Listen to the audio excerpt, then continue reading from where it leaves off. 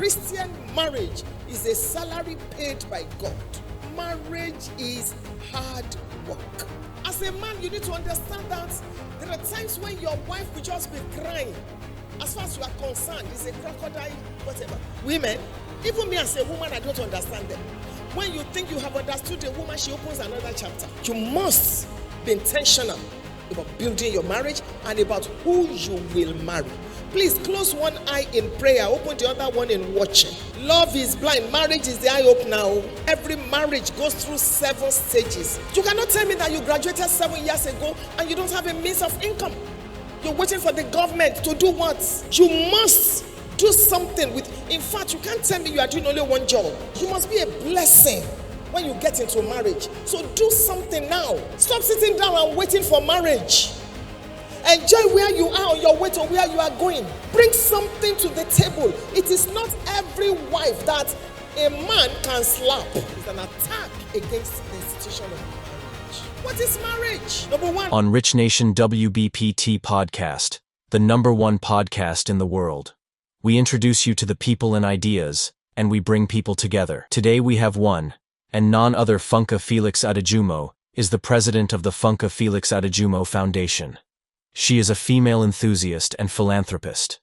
Her unique unction and utterance has endowed her to the hearts of millions of people that have listened to her at conferences and seminars around the world.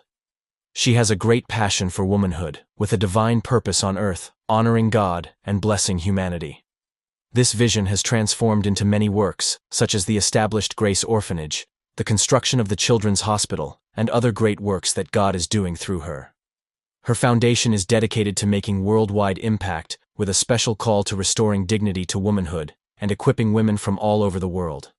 She has authored over 50 book titles such as 50 Lessons Life Taught Me, My Seed is Designed for the Palace, and many others.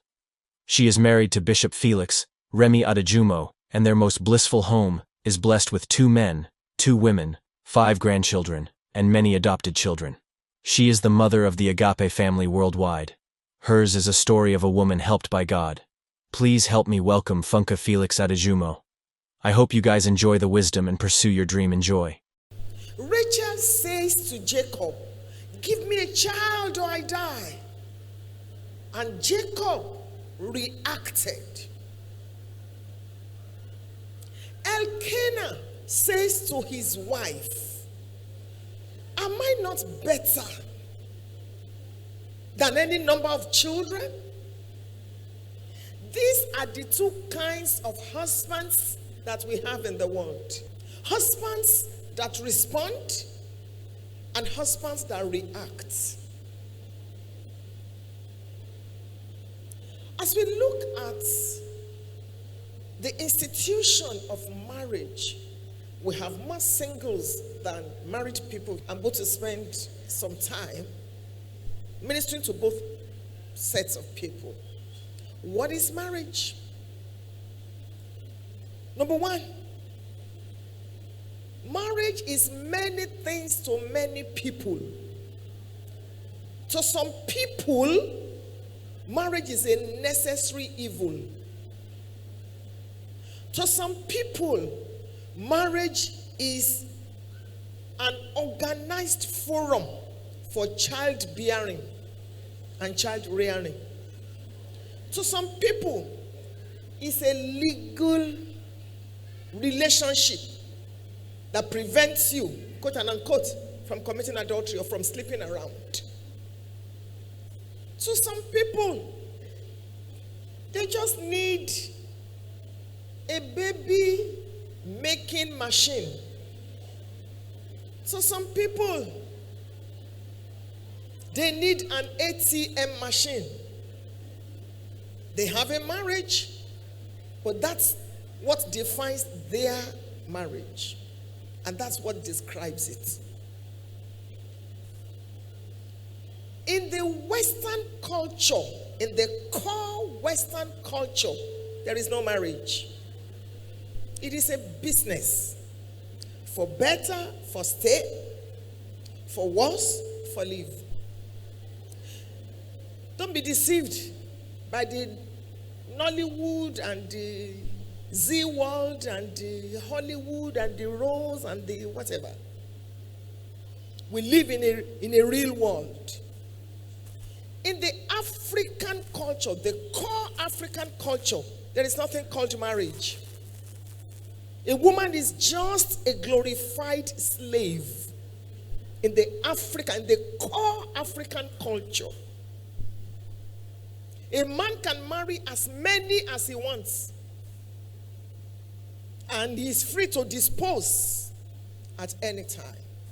Several years ago, I led a young girl to the Lord, and in my bid to follow her up, I needed to visit her. So when I got to the house, I met her father in the living room. Good evening, sir. I'm here to see so and so person. The man looked at me, and suddenly he pressed a bell. Ground. In less than 1 minute, a woman appeared. And the man says, she's here to see Toyin. Follow her. So I followed. Did my follow-up and all that. And while Toyin was seeing me off, I asked her, who was that woman? And Toyin says to me, she's my father's second wife. My father has 4 wives, and he uses the bell to call them. My mother is the first. So when he wants to call my mother, ground. The second wife, ground. Third wife, ground. Fourth wife, ground. I'm telling you a true life story. And some of us are born again. We've been to Calvary. But that demonic aspect of the African culture, we need deliverance from. Because we have been programmed unconsciously that a woman is nothing. Or don't submit to any man. You're sufficient all by yourself. You are anointed, I'm anointed. You are wealthy, I'm wealthy. What is it that you are? Excuse me. And unconsciously, even though we are tongue-talking believers, this is how we run our homes. Particularly this time that many fathers are now becoming conscious of defending their girl child and raising their girl child or girl children, sending them to proper schools, investing into them. And those girls come out, they graduate as lawyers, as medical doctors, as what have you, certified. And then they are saying, look, my father did not send me to school so that I can be cooking your meals. It's an attack against the institution of marriage. What is marriage? Number one, marriage is a gift of God.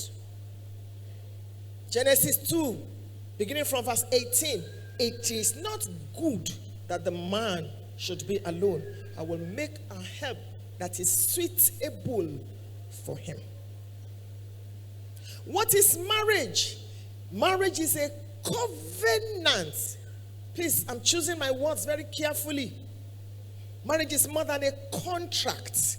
Marriage is a covenant relationship between a mature man and a mature woman, through which both of them seek to give and to receive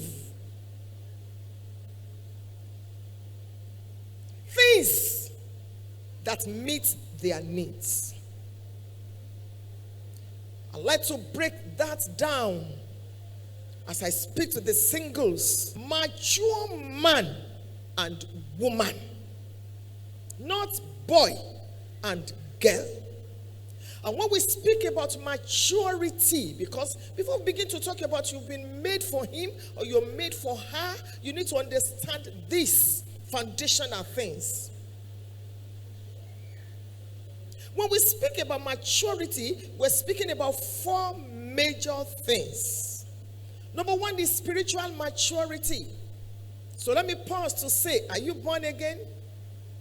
Have you given your heart to Jesus? Is your name written in the book of life? If you close your eyes tonight in death, Are you sure you will make heaven? Heaven is real. Hell is real. I'm not judging you, but I'm asking you to please come to Calvary.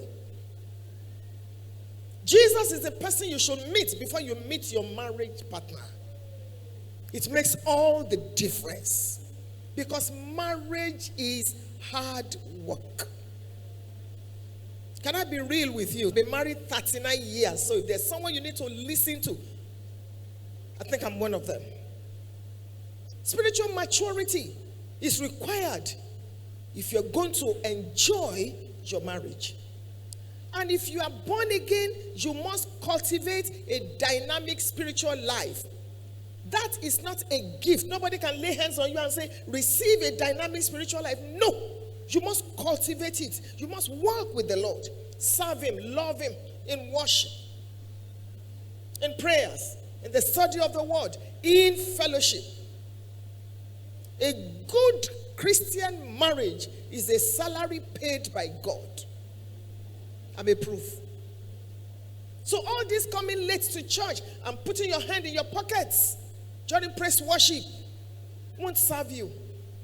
All this being in church for 1 year, for 6 months, for 6 years, and you don't belong to any department will not serve you. There's a reward that waits for you. I got born again almost 46 years ago. I still go to church to sweep. I was holding broom phone before Jesus gave me microphone. So I refused to drop it. What are you doing for the Lord? A good Christian marriage is a salary paid by God. Serve Him and love Him. Spiritual maturity is important. Number 2 is physical maturity. You must be physically mature. You can't be 17 and the next thing is marriage. Go and get married to JAM and pass and go to the university. You can be 12 and be thinking about marriage. Number 3 is emotional maturity. As a man, you need to understand that there are times when your wife will just be crying. As far as you are concerned, it's a crocodile, whatever. You don't even understand why she's crying. Because she just laughed now. And then 5 minutes or 15 minutes later, she's crying, she's moody. She herself does not even understand why she's crying. Women, even me as a woman, I don't understand them. When you think you have understood a woman, she opens another chapter. Volume 1 is as big as this. It may be her cycle. It may be her system. It may be anything. She may just remember something. So if as a man you are not emotionally mature, when your wife is crying, hey, you'll be crying, ha. And your children will be crying, where? So you have a family of town criers. Emotional maturity. You cannot be reporting everything to your sister in marriage. You cannot be telling your friend everything that happens in your marriage. You cannot be on the phone with your mother 3 hours neglecting your husband. You cannot be carrying everything, every issue to your family as a man and as a woman. Emotional maturity. Your emotional life must not be tied to the aprons of your mother or your father or your auntie. That's how to do it in marriage if you're going to be successful. Emotional maturity. My husband says a man does not run with everybody. A man stands and people run to him. That's how to be a man. Every woman is wired to look up. So marriage, as a man, for instance, get ready. Pastor D was talking about the certificate. Marriage is the only institution where they present you a certificate on your matriculation day. What they just gave you is letter of employment. Come and work. And you need to understand that very well. Marriage is hard work. It breaks my heart these days when I see 2-year-old marriage breaks. Even at wedding receptions now, marriages are breaking. I saw one recently. Mothers-in-law were fighting at the reception. Slap, bam, bam. The marriage broke. I mean broke. He said, I'm not doing it again. There's an attack against. I was reading a book some years ago. A man was on the plane and meals were being served. The man sitting beside him said he didn't want to eat. So he thought he was a Christian. He turned to him and said, "Oh, my brother, why are you not eating?" He said, "I'm fasting." "Oh, fantastic. Are you a Christian?" I said, "No, I'm a Satanist. I'm fasting so that the homes of Christian leaders can break." True life story. So there are attacks against marriages. You must be intentional about building your marriage and about who you will marry. Please close one eye in prayer, open the other one in watching. Love is blind. Marriage is the eye opener. I beg of you. Every marriage goes through 7 stages. Every marriage, whether it will break or it will stand, will go through 7 stages. There's what we call the reality stage. When you will know that bros knows. He used to sing in the choir. Praise the Lord. That was what you married. Reality will dawn on you. Number 4, financial maturity. You cannot tell me that you graduated 7 years ago and you don't have a means of income. You're waiting for the government to do what? It's not peculiar to Nigeria. It's all over the world. There is recession. But you say we live in Goshen. You must do something with. In fact, you can't tell me you are doing only one job. I stand before you today as a full-time preacher, full-time student, and full-time business person. If you are not envious, that's a good place to clap. There is no man that can adequately meet all your needs. Madam, you are not a burden. So the man has a source of income. The woman too should have a source of income. Psalm 1 tells us, verse 3, whatever he lays his hands on shall prosper. You should do something. I wear what Pastor D is wearing most of the time when I'm preaching. Because I sell. I sell food. I have nail salon. I have hair salon, unisex. I have restaurants. I have hotel. I'm a perfumer. I have 8 brands of perfume. Because as a pastor's wife, I want to be able to wear what I like. And nobody said it was because of the offering. I'm too proud to depend on your offering. And the books are there. You can check. I'm a kingdom investor. I'm an incurable giver. I have thousands of widows attached to my destiny. I have even lost count of how many children I'm paying their school fees. I'm not talking about church. Because I chose that I will not die as a woman. I will die as an institution. You must be an addition. You must be a blessing when you get into marriage. So do something now with your life. Stop sitting down and waiting for marriage. Enjoy where you are on your way to where you are going. Bring something to the table. It is not every wife that a man can slap. When the man raises his hands and he remembers who you are, he will just do like this. You see, we should not allow Satan in this house. It's not every wife that the man can say, you are parking out today. Because the man knows if you park, even the window blind is going. The rug going. Park to where? I don't know if this truly happened, but I heard this. Maybe it's a joke. One man was telling his wife, today you are leaving this house, you are parking. While they were exchanging, the lady's telephone rang. She picked it up and decided to put it on speaker. That was her father. She was just not in the mood. Hello, daddy. Hello. Hello, honey. Hello, princess. So I'm leaving for Germany tonight, and I've transferred $200,000 like I promised you to your account. Give $50,000 to your husband. Give the children $50,000. Give, Meanwhile, the man was saying, go inside and pack all your clothes and give the man shot. So when he said, okay, I love you, bye. So the woman turns to the man and said, what were you saying? I said, go inside, pack your clothes. I want to wash them. So what have you brought to the table?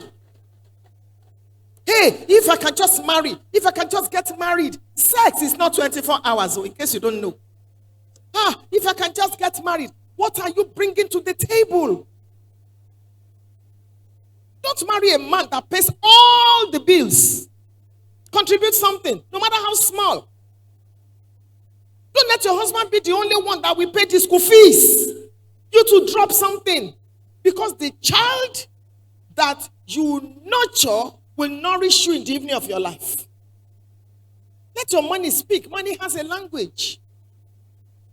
Of course, you heard me say this over and over and over again, that if you're a woman that without your husband leaving money, you cannot cook. You are the only one remaining in that class. We have left. We cook, whether the man drops money or not. We serve him the food. We massage him while he's eating. And we use style to collect our money back. That's how we roll. No fights. No quarrel in the home. The man is enjoying himself. But if you don't have it, you cannot give it. As a woman, your husband is not El Shaddai, else he shall die. He cannot meet all. He's the one that will help you bury your grandfather. He's the one that will help you do everything. Ordinary pants or tomatoes you cannot buy until your husband gives you something. Something is wrong. Wake up, madam. Even if you must work from home, maybe your child is autistic or you have a challenge, do something with your life. Esther chapter 1 makes us to understand, and also chapter 2 and chapter 3. They gave her own. There's a difference between my own and our own. Do something with your life as a single person. Financial maturity. You cannot be living in your father's house and be planning to get married. Go get a boy's quarters. Just something substantial with your life before you go into marriage. It's a covenant relationship between a mature man and a mature woman. And it is not if you, then I will. Marriage. You must understand this and choose to make it work. I've written 119 books. My books are on Amazon. In fact, 120, but the last one was my biography. It wasn't written by me. It was written about me. One of my books is titled Marriages for Destiny. And there's a chapter there where I addressed 7 wrong reasons why people get married. I want to mention maybe 2 or 3 here tonight. Some of you, people get married, wrong reason, because I am old enough. There's a difference between maturity and your chronological age. You can be a 25-year-old man and you can be a 40-year-old boy. So you need to understand when we talk about it. Everybody is getting married, so I must get married. Another wrong reason is pressure. And those of you that are parents, please stop putting pressure on your children. Hey, look at so. Look at that. No. Stop using your tiny wristwatch to set God's wall clock. He comes late when he wants to come big. He's coming. That somebody is married does not mean that you must be married. Please look very well.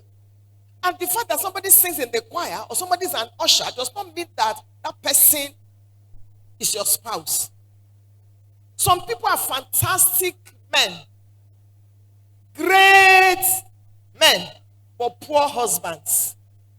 So know what you want. Don't marry just anybody. Number 1, hear God, and you know how God speaks to you. And then number 2, be intentional about your choice. Some people have charisma but no character. Charisma without character is caricature. It leads to trouble. They can sing, they can give, they can do everything, but no character. If a man tells you he must sleep with you before he marries you, He's a bicycle. Wait for your Bentley. Because true love waits. Honor God with your body. And watch him do you good. So I want to spend a few more minutes with the singles before I now minister to the married. As a single person, please, once you are sure that this is the person that God wants you to marry, while you are dating, you call it dating now. In our days, we called it courtship. While you are dating or you are in courtship with that person, create time, quality time. Number one, to know God together, pray together. Number two, to invest in each other. Discuss about life. How many children do you want? Do you believe in joint accounts? How do you want us to run this home? Which church are we going to go? Can I quickly say this? If you are born again, don't marry an unbeliever. Otherwise, the devil will become your father-in-law. Please. Marriage is too serious for you to just be flippant about it. So, discuss. And when you now decide that you're going to be married, make sure that you carry your parents along. You know, we all have 5 kinds of parents. But I'm talking now about your biological parents and your spiritual parents. Some of you are saying, okay, so 5 kinds of parents. Yes, spiritual, biological, natural. Natural parents are the parents that gave birth to the person you want to marry. Biological are the parents that gave birth to you. Spiritual parents. Adopted. Some people have adopted you or you have adopted some. And then destiny parents. Carry your parents along. Do not elope with anybody. When you're in courtship and now you want to go and meet the parents, let me talk about the brother first. As a man, you want to go and meet your in-laws to be. Dress well the day you are going. But don't overdress. Go with a gift. You might want to go with someone, maybe your brother or your friend. When you get there, depending on your culture, in my culture, I'm Yoruba, you prostrate, your chin must touch the ground. In your culture here, maybe you kneel down or you genuflex, I don't know. Give the highest honor. And then take a gift along. It may be wine, it may be pen, it may be whatever. If you see little children there or people that are, serving you food or something, don't be so stingy. Give them something. Bless them. Bless them. I'm being practical with you now. When they serve you food there, don't finish the food. That day, please. Eat small, remain. At least let something remain. And then, be very respectful. Because some of you are not saying me. Be very respectful. Communicate. Honor the parents, honor the people there. Show your intellect, but don't be unnecessarily proud. And make your intention known. As a woman, when you are going, advise that first trip, you don't go with a gift or something too big. Maybe just a basket of fruit or something, or wrapper for mama. When you get there, depending on your culture, in my culture, we kneel to greet elders. As a Yoruba girl, you will kneel down and remain on your knees. And you will let your eyes look down. It's not that you'll be staring at the mama and the baba and everybody there, Let them tell you to stand up before you stand up. Even if you're an extrovert, please pretend that day. Yes, ma'am. Yes, ma'am. Stand up. My daughter, stand up. Thank you, ma'am. Thank you, sir. Okay? So you stand up. When you get inside, sit on the very first seat. Don't walk around, the length of the house. Just enter and sit down. When you sit down, you may not realize they may be watching you through the keyhole. Because you've gone there for your entrance exam. Your own is more than the man. So you calmly remember what you wear. Will not be something you'll be looking for scarf and be pushing like this, and then one high heel shoe that you are shaking. No. Be as comfortable as possible. Not that your cleavage, everything is opening. If you must look around, turn your eyes, not your head. Be calm, and all that. If they ask you any question, answer briefly. Where are you from? Well, you're in another state of Nigeria. Just, as calmly as possible. If they are discussing or the TV is on, don't open your mouth and say, you see Obasanjo? Oh my God, Shh. See Tinubu now. I voted. Did you vote that day, Mama? I know you will not finish food if they serve you, but please, if the meat is tough, don't pull it. Just leave it like that. And make sure that no oil spills on your dress. As soon as you finish eating, I know you won't finish everything, just a little. Even if you are hungry, go and drink garri when you get home. But, just carry your plate. Make attempt to pack. My dear, leave it. Housekeepers, no, ma. Thank you, ma. Thank you, ma. Just be looking down. Just be. See, am I pretending? No, I'm being diplomatic. You carry the plate, you go to the kitchen, you wash. Yes. You wash the plate. Some of you go to your boyfriend's houses and you wash plates there. So we're talking about your in-laws now. Let me speak to the marriage. It's an honor to be married. And I like what Pastor D said. Enjoy your marriage. It's a choice. Every man has 5 ministries. Every husband and every wife, 5 ministries. Please, men, if we don't hold any other conference for women, we've done enough. We need to start raising our boy children. Because many times, these women here submit, kneel down, do this, do that, only for them to get home. And everything is scattered. As a man, you must understand that you have a 5-fold ministry to your wife. Number 1, prefer your wife. It's a ministry. Prefer her. Don't be a selfish husband. Do not be a selfish husband. Please. Prefer your wife.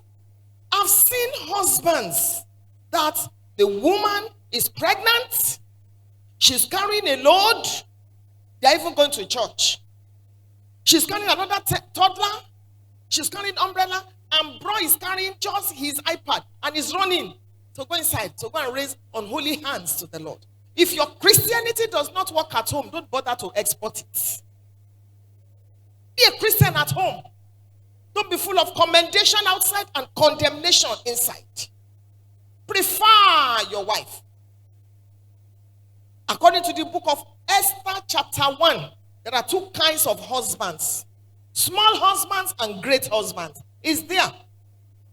Memucan and Co, they were talking and they said to the king, let's punish this woman so that women will respect their husbands, both great and small. Is there? So there are small husbands and there are great husbands.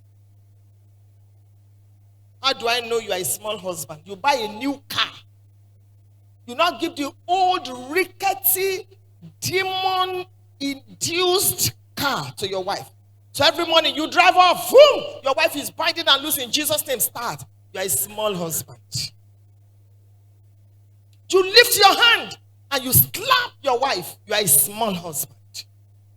You sit before Chelsea and Arsenal while your wife is slaving in the kitchen 5 hours. The children are running around her. You are there sipping champagne. and drinking red wine, not lending any hand, you are a small husband. You finish making love to your wife. You just finish having sex with your wife. You cannot even open your mouth to say thank you. The next thing is you change gear. You are a small husband. Listen to the next statement I'm about to make. The illiterate of the 21st century are not the people that cannot read or write. They are the people that cannot unlearn and relearn. So the fact that you've been doing that before does not make you evil. It's just that you need to now unlearn and relearn. Because when we were growing up, we never saw our fathers and our mothers with PDA, public display of affection. And we did not know that unconsciously we imbibe such things. How will you go and help a woman in the kitchen? Why will you carry a child that is crying? Why will you do school runs? Times have changed. Hebrews chapter 1 verse 1. God, who at sundry times used to, this is how he does it now. Principles do not change, but methods change. Children must be raised, born and raised by both parents. The only wise God knows what he was doing when he made them male and female. There are things your wife cannot put across to your children. Befriend your daughters. Don't be an absentee father. You are there, but you are not there. Don't be a permissive father. You are there, but, anything goes. Prepare your children as a man for life. My father, by the relationship I had with him, made me understand God. Psychologists have now discovered that as a father, if you are present in the lives of your daughters in particular, you hug them, they become emotionally stable. Pump possibility into your children. As a father figure, let your children know that if any man touches you in a very wrong way, I'm here. Befriend your children. Marriage is not just about food and sex. The generation of your children will either bless you or curse you, depending on what you send to them. Your child is a plain sheet of paper given to you by God. Don't give those children to your mother to write. Don't give to house help to write. Write by yourself. 1 Kings chapter 1, in the evening of your life, there will be cold. One of your covering cloth, your child. Pour into your children. Don't be the MD of this, the chairman of that, and then you lose your home. Look at David. Fantastic man of God. But his family life was very bad. He produced Amnon. He produced Tamar. He produced Absalom. How did he get there? Who mentored him? Samuel. It was because of Samuel that the children of Israel asked for a king and abandoned God. Who produced Samuel? Who mentored Samuel? Eli. Be careful who lays hands on your head. Singles, be careful who lays hands on your head on your wedding day. Your head is the most important part of your body. You can do heart transplant. You can do something about your leg, but your head. In our ministry, on wedding days, we don't say for better, for worse, for evil, for... No. I had to reconstruct it because somebody wrote it years ago. By reason of the light the person had, we thank God for them. Just like some songs. I never sing some songs anymore. Amazing grace, how sweet the sound that saved a wretch. One day I had to go and check what's the meaning of wretch. Unfortunate. No, that's not me. It even made it worse in Yoruba language. Olori buruku. No, that's not me. That saved a soul like me. We thank God for whoever wrote that song. But that was what the person knew at that time. Immortal, invisible, God only wise, in light, inaccessible. No, my God is accessible. Hebrews chapter 4 tells me to come boldly to the throne. If he's inaccessible, then We thank God for whoever wrote that song, but that was what the person knew at that time. So in a ministry on your wedding day, you stand like this, we say, I take thee as my wedded husband or my wedded wife in goodness, in prosperity, in greatness, in whatever you want to put it. And together we stand against sickness, against poverty, against the devil. That's how we read it. Till death do us part. Some of you have said things that you should not say. Who mentors you? Who lays hands on you? Who do you listen to? And you're wondering why your marriage is like this. I just traced it now. For you. So please, fathers, be present in your children's lives. Once in a while, do the school runs. Take it from your wife. Help your children to do take-home assignments. All our biological children are married, but we have 3 adopted children. When these children were getting married, we have boy, girl, boy, girl. My husband took time. Things I could not even say. He took his time. He sat them down. This is what a man wants. This is how to relate to a woman. This is this. This is that. Fathers, where are the fathers? Was it not Jairus that went to Jesus? Where are the fathers? Go to your mommy. You are looking for money. Money fails. Money grows, but money goes. These children, it's not about what you leave for your children. It's about what you leave in your children. Please be present. My father will hold my hand and teach me how to write. I can't forget. I can't forget. Tell your children, no uncle puts you on his laps. As a father, you are the authority there. You cannot be sleeping and snoring while your wife is consistently leading prayer time in the house. Wake up, man. Life is too fragile. You must sustain it with prayers.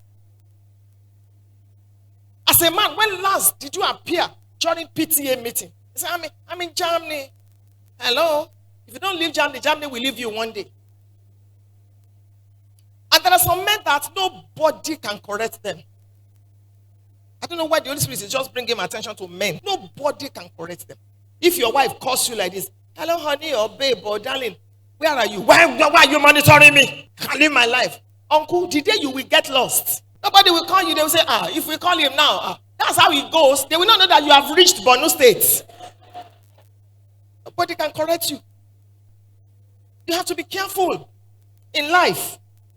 When your head becomes swollen, your crown will not fit you. Success is a wild animal. If you don't tame it, it can tear you. So be careful. Somebody must be in your life that can tell you the truth, that can confront you. Let your spouse be able to tell you the truth. As a woman, your husband is telling you, the way you are getting fat, I just want to, hey, you saw me like that before you married me. Really? Nobody can tell you the truth anymore. That's not how it runs. Every woman has what I call 7 kinds of powers. There's something here. When your wife is warning you against a relationship, against a business partner, listen. She may not be able to really place her hand on it, but listen to your wife. She's a blessing to you. You did not marry a dummy. Listen. One of the best ways by which you can train your children is to show their parents, the father or the mother, that you love. Just for no cause, just hug your wife in the presence of your children.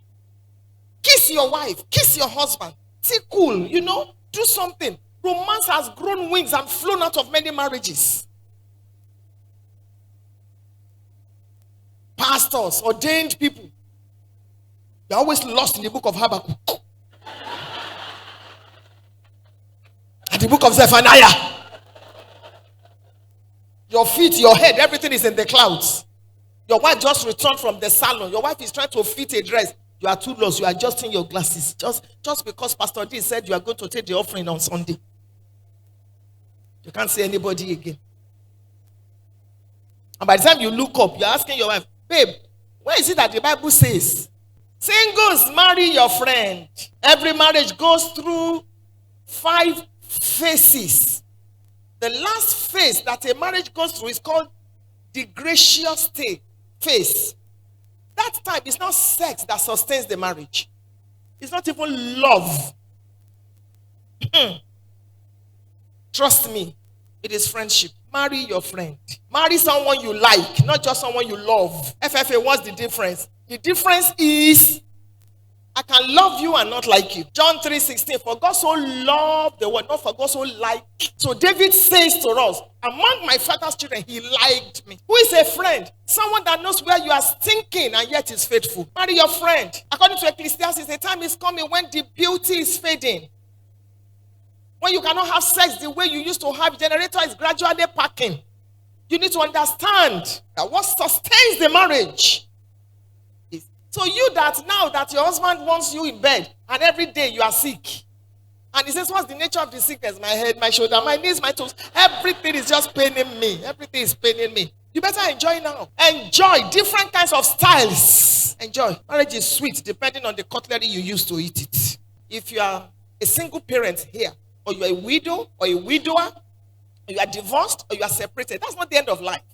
If you want to remarry, you can go ahead. Stop crying and crying and crying. Your Boaz is coming. Ruth chapter 3. Can you imagine? Boaz shows up and Boaz says, who's damsel? This woman had been married for not less than 10 years. Who is a damsel? A beautiful unmarried person. So God has a way of collapsing time. God has a way of rebranding.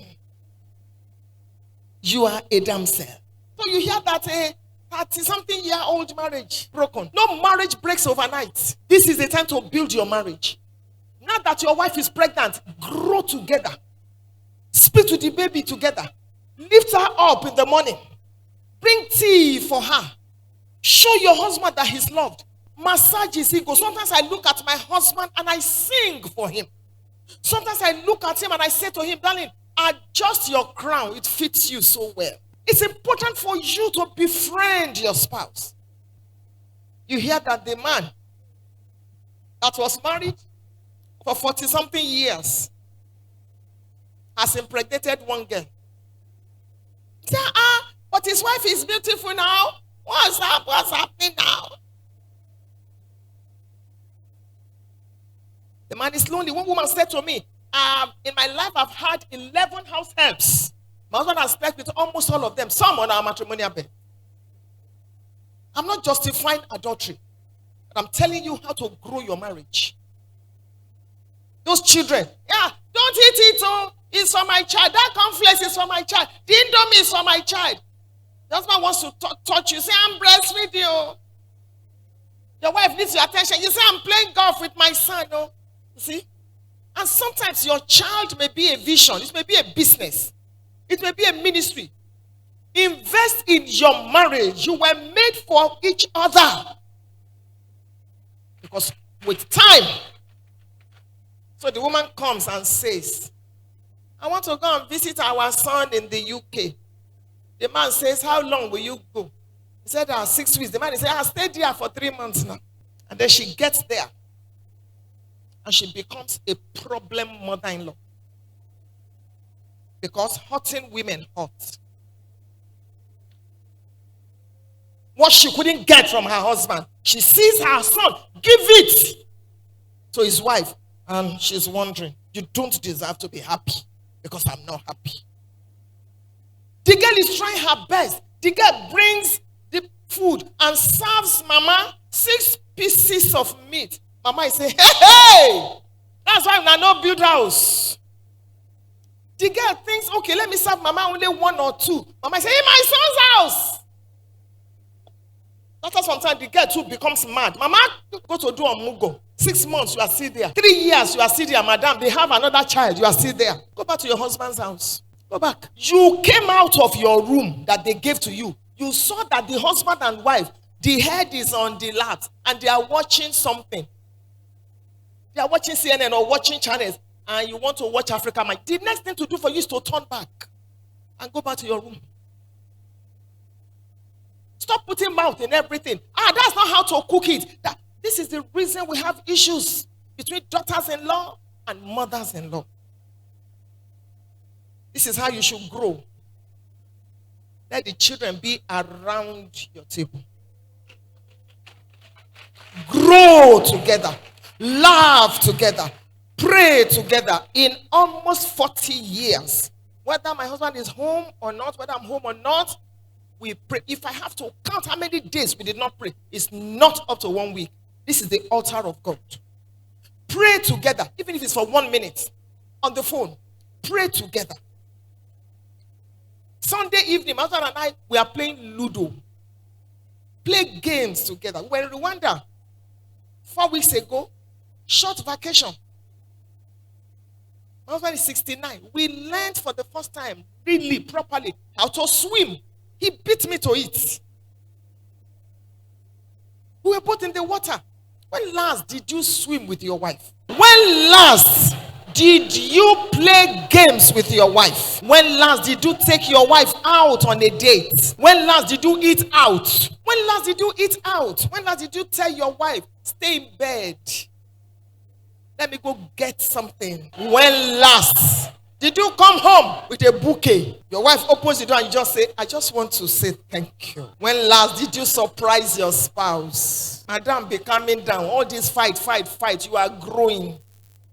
You are growing. Fight for everything. Fight everything. Anger. Calm down. Cool temper. The man has been battered and beaten at home. His work and other. He comes home. Let him be able to rest. We all need somebody to...